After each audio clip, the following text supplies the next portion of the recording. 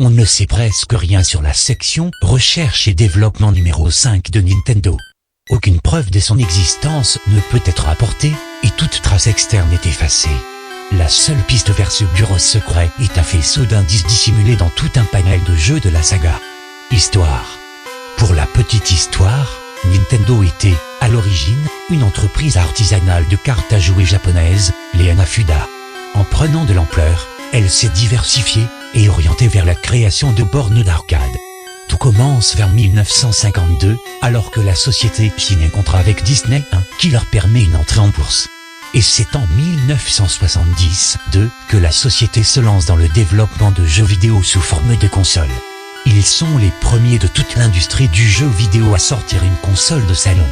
La société répartit alors les tâches selon plusieurs bureaux, les premiers étant le bureau de recherche et développement 1 R&D 1 et le bureau de recherche et développement 2 R&D 2. Le premier est chargé des consoles de salon et le deuxième de toutes les consoles dites portables, comme les Game & Watch.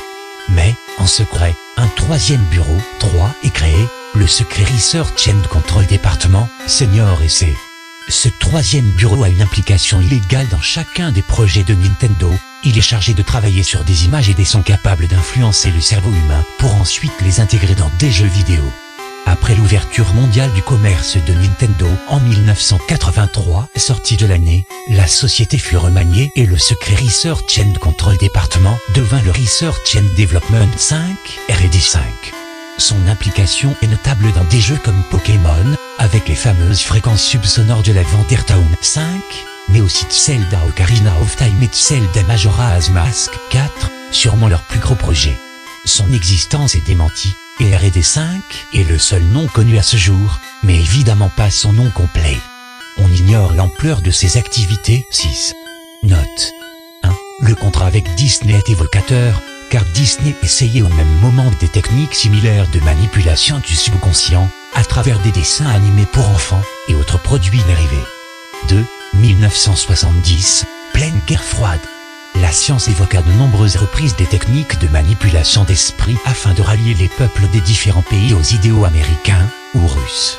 Des scientifiques russes et américains mettent au point diverses techniques de conditionnement humain, voire la méthode PDH ou le projet MK3 et le MAIS.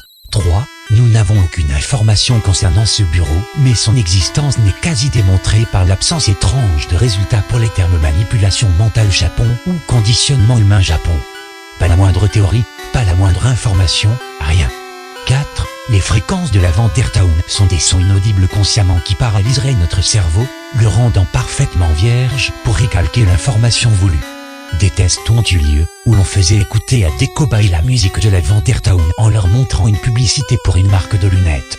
Le lendemain, 87% des cobayes achetaient des lunettes. 5. Le projet de Zelda, comprenant Zelda Ocarina of Time et Zelda Majora's Mask, fut interrompu et abandonné. Seules certaines cassettes seraient encore en vente sur le marché. L'une d'elles a en effet été retrouvée et a fait l'objet de nombreuses perturbations schizophréniques chez un adolescent, que les services médicaux locaux ont réussi à stabiliser à temps. Nintendo a nié, et l'histoire a filtré comme étant une histoire du fantôme, couvrant toute responsabilité de la société. Aucune cartouche d'Ocarina of Time modifiée n'a été retrouvée à ce jour. 6. En effet, l'entreprise Nintendo ne se contente pas de concevoir et produire des jeux vidéo, mais elle signe des partenariats et des contrats discrets à travers le monde avec toutes sortes d'entreprises, telles des love hotels, des sociétés de taxi, de l'agroalimentaire, et bien d'autres. Le confirme l'apparition du logo de Nintendo dans des lieux ou sur des objets insolites n'ayant aucun rapport avec les jeux vidéo, à des fins généralement publicitaires.